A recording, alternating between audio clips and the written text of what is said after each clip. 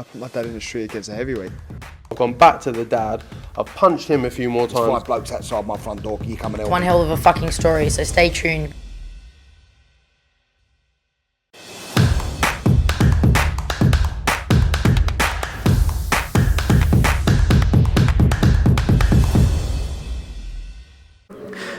Andrew McCART, IFL TV, proudly sponsored by Everlast. I've got to say I'm delighted to be joined by the Jackal himself, Carl. Are you still known as a Jackal now you're retired, Carl Frampton? Whatever you want, son. Well, listen, you're the man, man. I've been chasing you around this whole media bit trying to get this interview, but it's again, save the best till last, right? I think so, because I speak sense. I'm honest as well. So. Exactly. Well, you witnessed the weigh-in there. The both men looked up. They weighed in heavier than they normally do. There's units in there. What are you expecting from tomorrow night? Yeah, both of them heaviest that they've ever came in at, but and in the same breath, they're both in great shape. I think that the weight, Joe Parker's weight in particular, I think suggests that he knows he's going to have to stand and fight at some point. He will have to move early on, but it's difficult to do that against someone like Joyce for long periods of time. So. You're going to have to lock horns and have a fight, and I think it has genuinely. It's a difficult one to call, and I've changed my mind so many times, but I just can't see this being a bad one. I think it's going to be a great fight. I mean, it's got everything to it, man. You've got both men have. Well, Parker's been down and Joyce has been hurt to the body against Bryant Jennings a few years back, but I can count on my hand how many times I've seen both men hurt. So that being said, can you see knockdowns in this fight? Can you see possibly a knockout in this fight? Well, it wouldn't surprise me, but if you put a gun to my head, I'm saying that the fight goes long and someone wins on points. Look, they're heavyweights and anything can happen, so it wouldn't surprise me if someone gets chinned and sparked out completely. It also wouldn't surprise me if someone gets stopped on their feet. Wouldn't surprise me if there's knockdowns, but I don't think there will be any. I think it'll just be a fight. 2 guys fighting it out, after maybe 5 or 6 rounds. I think it's going to be a cracking fight, really do. The winner obviously goes on with that WBO interim title. Looks like he'll need to face Usyk. If Usyk doesn't, he'll have to vacate. But again, when you look at that heavyweight division right now, these belts have been held by the top 4, Wilder, Fury, Joshua and Usyk for 4 or 5 years maybe now. So can you realistically see the winner of this fight getting a crack at a world title? Yeah, absolutely. Well, look, if AJ and Fury is to get made, Usyk's going to be waiting on the sidelines for quite a while. He'll obviously want to fight the winner of that, but will he want to hold on until the middle of 2023 before he fights again? Possibly not. And for that reason, whoa, he near knocked that fucking light down. and for that reason, he's put me off. What was the question? Done a bit like Usyk being on the sidelines, I think. For that reason, the winner of this fight could easily step in to fight Usyk. The winner of this fight has a chance against Usyk as well, because they're big men. We've seen Joyce in the WSB against Usyk, and he pushed him pretty tight.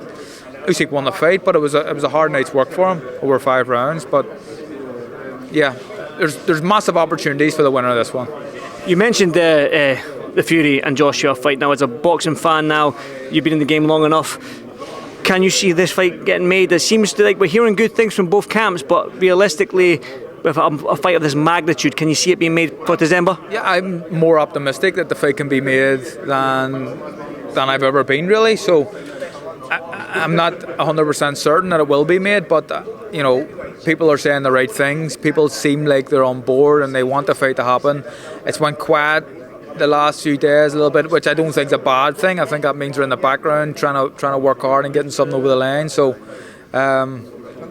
I can see it happening, definitely, and it would be fucking great if it does. I'd love to work on that fight. I can imagine the build-up would be great.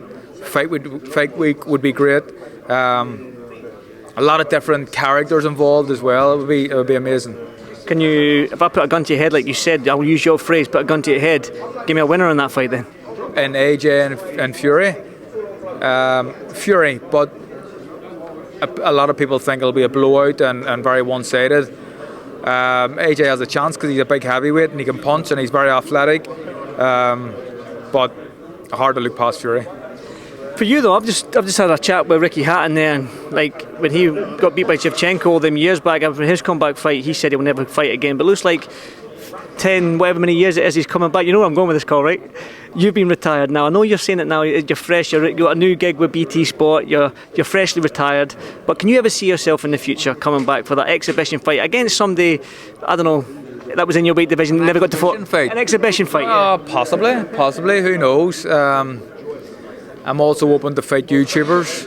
But I'm a YouTuber. You're too good. I won't even fight you, honestly. I'll show you my belly. Do you want me to show you my belly? Yeah, show me your belly. I was got the camera. I need the lady views. Come on. Well, they'll be fucking turning off if seeing that. But nah, I don't think so. I was in the gym this morning. I haven't punched apart from today since I retired. I've done a round on the pads, and if there was ever any idea of coming back, that kind of put a stop to it. Again, one final one for me then, because I know you've been here for hours. You had that 4:30 alarm clock this morning. You're shattered. You probably want to go for a little nap. So again, you didn't give me a prediction for Joyce Parker, and it's like I said, it's just 50-50 fight. Joyce might be the slight favourite with the bookies, but can you pick a winner in this? Yeah, Joyce, slight favourite with the bookies. I've changed my mind a couple of times, to be honest, and I said earlier on, and this isn't a cop-out, I said earlier on, if I had a pound, I'm putting it on a draw.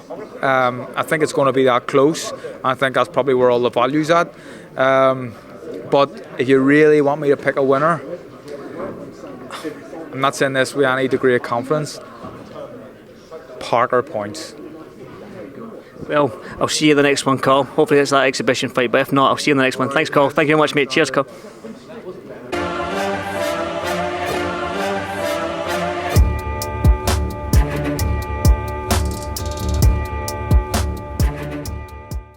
Yeah, I put my dad in the street against a heavyweight. I've gone back to the dad. I've punched him a few more times. 5 blokes outside my front door. You coming in? One hell of a fucking story, so stay tuned.